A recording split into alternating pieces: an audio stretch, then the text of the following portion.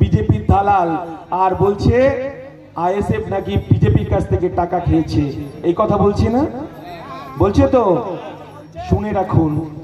কলকাতায় কিছুদিন আগে অমিত শাহ যখন সৌরভ গাঙ্গুলির বাড়িতে আসলেন, মমতা বন্দ্যোপাধ্যায় জানেন নরেন্দ্র মোদী সারাদিন কি খান, অমিত শাহ কি খান, আরএসএস এর মোহন ভাগবত কি খান, অশোক সিংহলদা কি খান, মমতা বন্দ্যোপাধ্যায় জানেন। 2003 সালে ফিরে যান, মমতা বন্দ্যোপাধ্যায়কে নাগপুরে আরএসএস এর সভায় আমন্ত্রণ করা হলো। মমতা বন্দ্যোপাধ্যায়কে মোহন ভাগবত, অশোক সিংহলদা বললেন আরএসএস এর দুর্গা, আর মমতা বন্দ্যোপাধ্যায় তার প্রত্যুত্তরে বললেন ভারতবর্ষে যদি কোনো স্বেচ্ছাসেবক থাকে, ভারতবর্ষের জন্য যদি কোনো আদর্শবান সংগঠন থাকে, তাহলে আরএসএস। আমরা জানি সেদিনকে যেদিন অমিত শাহ আমাদের কলকাতায় সৌরভ গাঙ্গুলির বাড়িতে এলেন, সেদিন মমতা বন্দ্যোপাধ্যায় সৌরভ গাঙ্গুলিকে ফোন করে বলছেন যে রাত্রিবেলা তোমার বাড়িতে আমি শুনলাম অমিত শাহ খাওয়া দাওয়া করবে, তিনি ভোজের মেনু ঠিক করে দিলেন। আর আইএসএফ বলছে আপনি যতই আপনি মেনু ঠিক করুন না কেন, আপনার ভাইপোকে চুরির টাকা থেকে রেহাই দিতে পারবেন না। ইন্ডিয়ান সেকুলার ফ্রন্টের কাছে বোমা নেই, পিস্তল নেই, 5 টাকার কলম আছে, উন্নয়ন তিহারে শুয়ে আছে, পার্থ চট্টোপাধ্যায় আপনার শুয়ে আছে প্রেসিডেন্সিতে। আর আমাদের সন্দেশকালীর শেখ শাহজাহান তিনি বলেছিলেন দেখে নেব, আর শেখ শাহজাহান বলছে তার কত নম্বর বউকে বলছে আমরা জানি না, তিনি বলছেন আল্লাহর কাছে দোয়া করো। আর আমার ইন্ডিয়ান সেকুলার ফ্রন্টের চেয়ারম্যানকে কালকে বসিরহাটে আটকানোর চেষ্টা করেছে, আর বাঘের বাচ্চাটা কালকে শাসন থানায় ঢুকে বলে এসেছে অনেক হয়েছে, শেষ থেকে ছাড়বো। আমার শাসনের মানুষটা যদি ভোট না দিতে পারে আমি বুক চিতিয়ে লড়াই করব, এই কথাটা বলে এসেছে কালকে শাসন থানায়। তৃণমূল ভেবেছিল ধমকে চমকে আমার কর্মীদের মিথ্যে মামলা দিয়ে ধর্মতলায় আমাদেরকে লাথি মারতে মারতে প্রেসিডেন্সি জেলে নিয়ে গেছে, আমার দলের চেয়ারম্যানকে প্রেসিডেন্সি জেলে নিয়ে গেছে। মমতা বন্দ্যোপাধ্যায় ভেবেছিলেন এই টুপি পরা ছেলেটাকে যদি পুলিশের ভয় দেখায় আর যদি ধমকে চমকে তাকে যদি তৃণমূলে নাম লেখাতে পারি, মমতা বন্দ্যোপাধ্যায় শুনে রাখুন আমরা হচ্ছে সিদ্দিকুল্লাহ চৌধুরী নয়, আমরা ইন্ডিয়ান সেকুলার ফ্রন্ট। আমরা সেদিনকে দৃঢ়তার সঙ্গে বলে দিয়েছিলাম।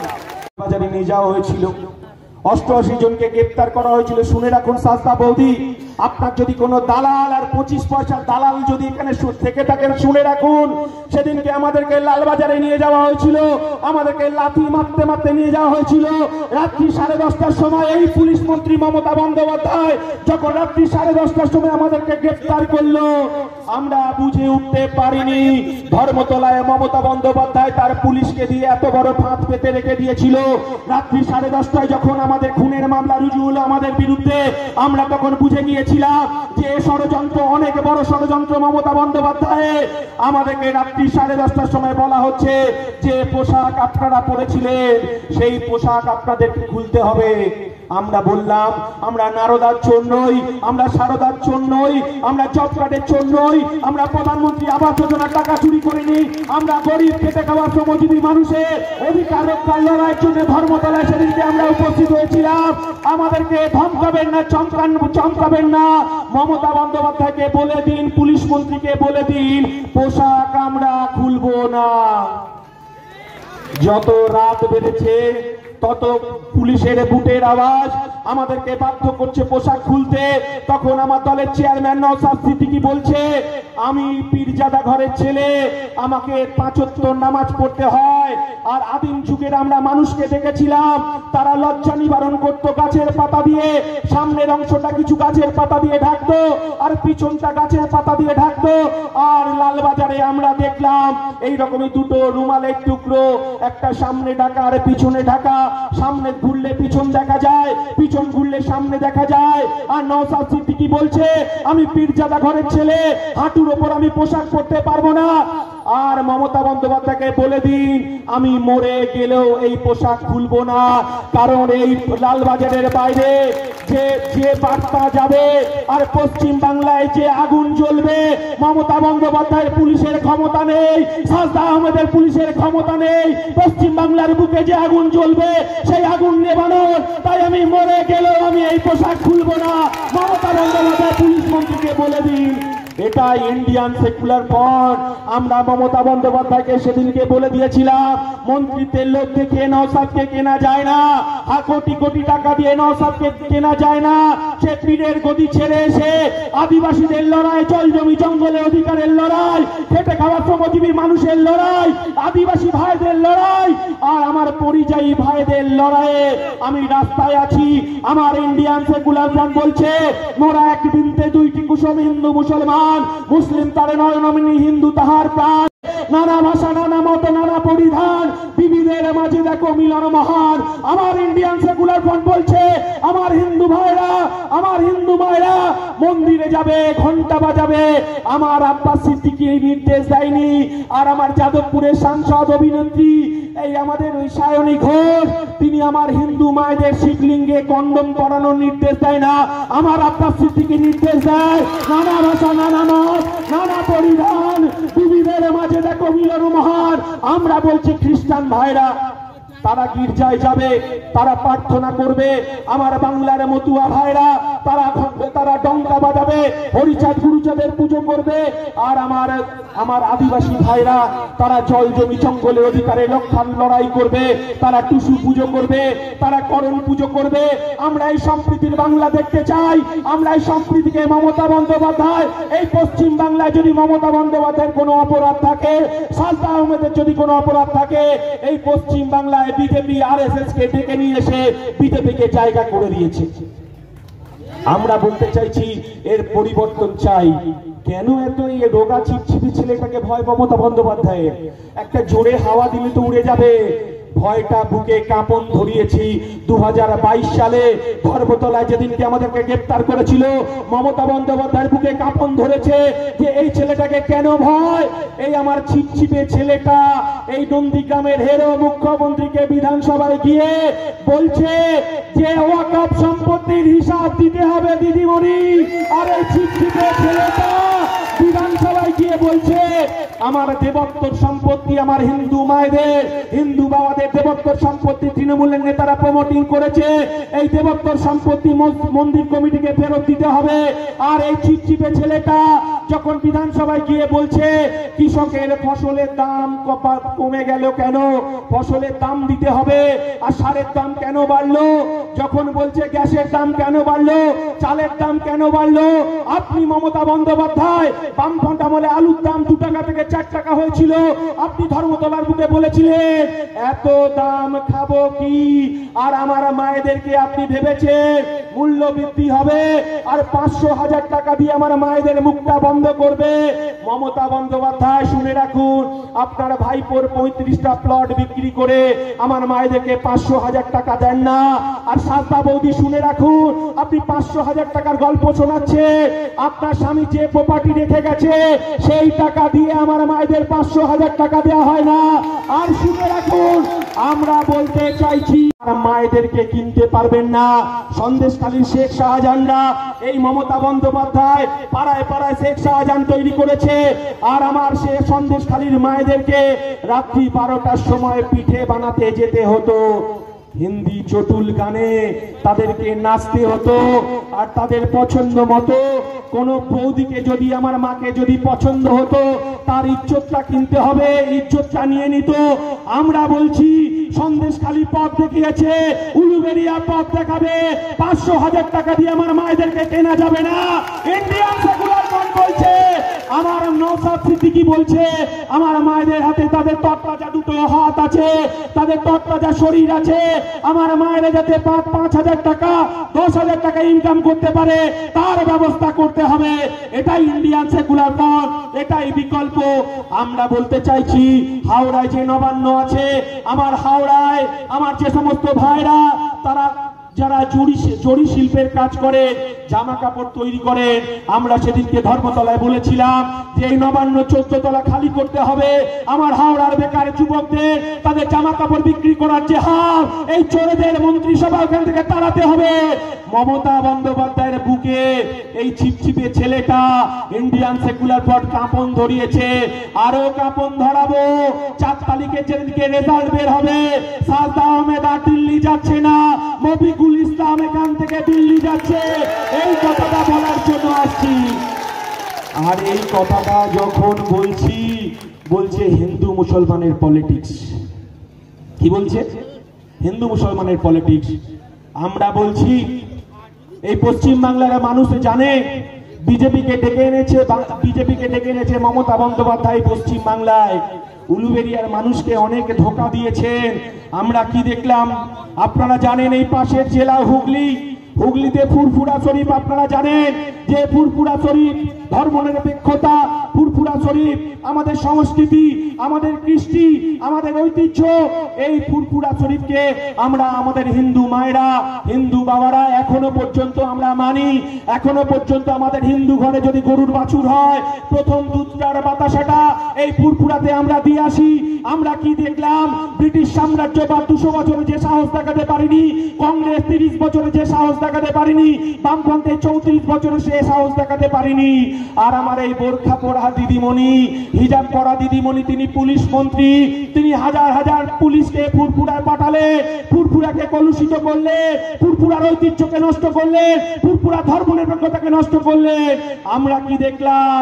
2018 সালে তৃণমূল কংগ্রেসের লুটের পঞ্চায়েত দেখলাম, 2023 সালের আমরা তৃণমূল কংগ্রেসের লুটের পঞ্চায়েত দেখলাম। ভোট লুট করলো, ভোট লুট করে যখন আটকাতে পারলো না, ব্যালটটা পর্যন্ত খেয়ে নিল এই সাজদা বৌদিরা। তাই বলছি সাধু সাবধান, বাংলার মানুষ হিসাব চাইছে, উলুবেড়িয়ার মানুষ হিসাব চাইছে। সেদিনকে আমরা ফুরফুরা কি দেখলাম? পঞ্চায়েত গঠনের নাম করে হাজার হাজার পুলিশের বুটের শব্দ এই আমরা ফুরফুরা শরীফে দেখলাম। আর পুলিশরা কি করছে? পুলিশের মধ্যে পুলিশের পোশাক পরে আমরা মনে করি তৃণমূলের দালাল ঢুকে গেছে।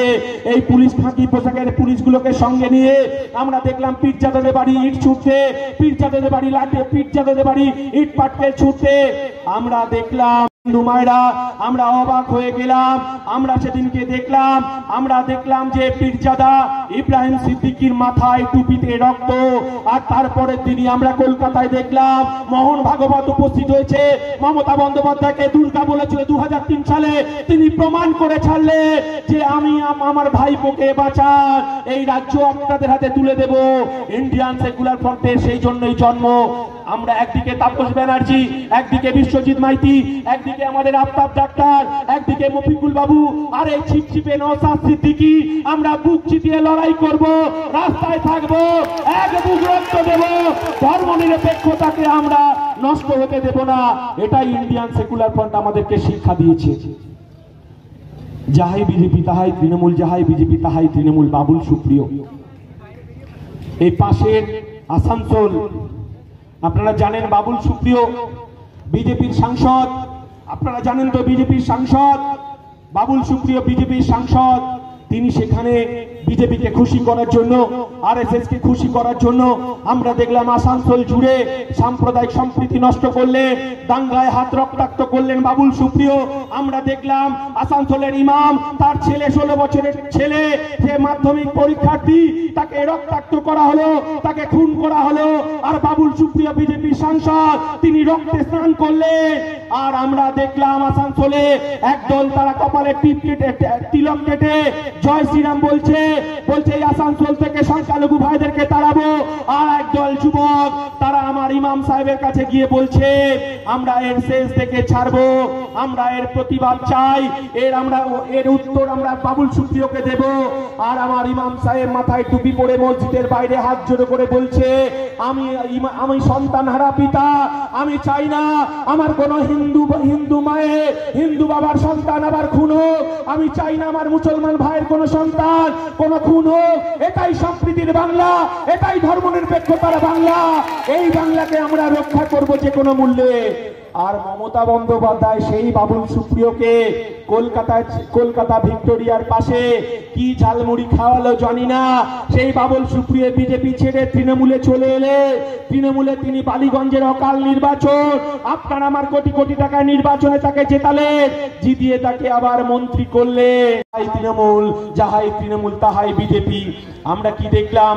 আমরা দেখলাম এই পাশের জেলা, আপনাদের পাশের জেলা শুভেন্দু অধিকারী জয় শ্রীরাম বলছে, বলুন আপত্তি নেই, কিন্তু আপনি বলছেন মমতা ব্যানার্জি যে ঝাড়ের বাস, সাজদা আহমেদ যে ঝাড়ের বাস, আর হচ্ছে অভিষেক সেই ঝাড়ের বাস, আর ইন্ডিয়ান সেকুলার ফ্রন্ট বলছে যে আপনি শুভেন্দু অধিকারী, আপনার পিতা শিশির অধিকারী, আপনার ওই চোর মন্ত্রিসভায় আপনারা থেকেছে, আপনিও মমতা ব্যানার্জি সেই ঝাড়ের বাস। কারণ 2016 সালে যে 26,000 টিচার নিয়োগ করা হয়েছিল, হাইকোর্ট যাদেরকে বাতিল করে দিল, আপনি বড় বড় কথা বলছে। আমরা মনে করি আপনাদের মমতা বন্দ্যোপাধ্যায় যে তার পরিবার যে সুযোগ আপনারা গ্রহণ করেছে, 35টা প্লটের মালিক হয়েছে, 2000 কোটি টাকার আপনার ভাইপো মালিক হয়েছে, আর আপনি শুভেন্দু অধিকারী আপনিও তার থেকে বেশি ইনকাম করেছে, আপনাদের নিজেদের মধ্যে ভাগাভাগি। আপনি বলছেন তৃণমূলের বিরুদ্ধে গালাগালি দিচ্ছেন না, মমতা ব্যানার্জির পলিটিক্স। মমতা ব্যানার্জি আমরা দেখেছি বিধানসভায় শুভেন্দু অধিকারীকে চা খেতে ডাকে, আর এখানে বিজেপি তৃণমূল মারামারি করছে, এটা শুধুমাত্র আইওয়াস।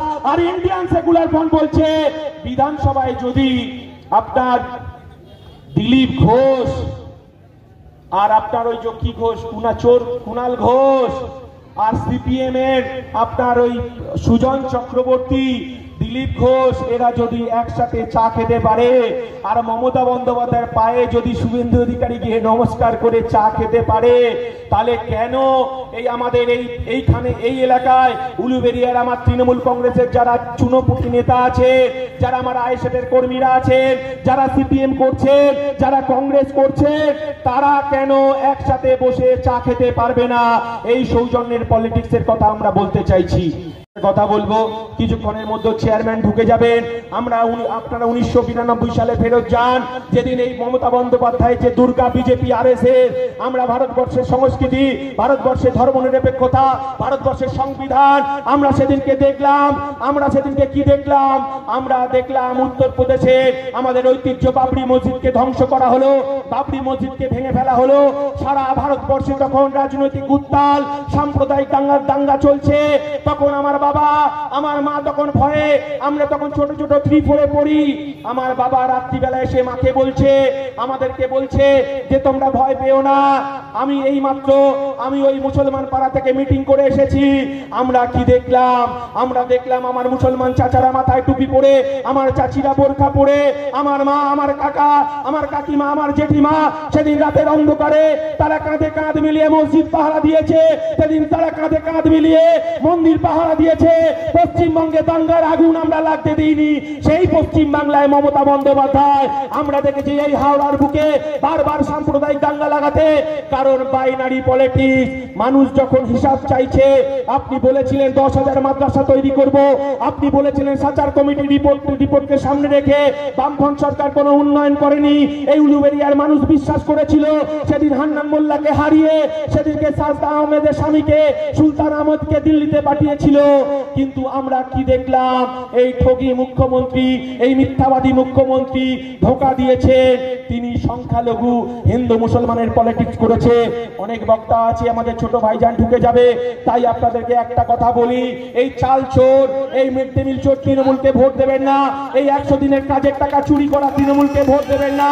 প্রধানমন্ত্রী আবাস যোজনার টাকা চুরি করেছে তৃণমূল, ভোট দেবেন না। গরিব খেটে খাওয়া শ্রমজীবী মানুষের আমফানের ত্রিপলটা পর্যন্ত এরা চুরি করে বিক্রি করে দিয়েছে।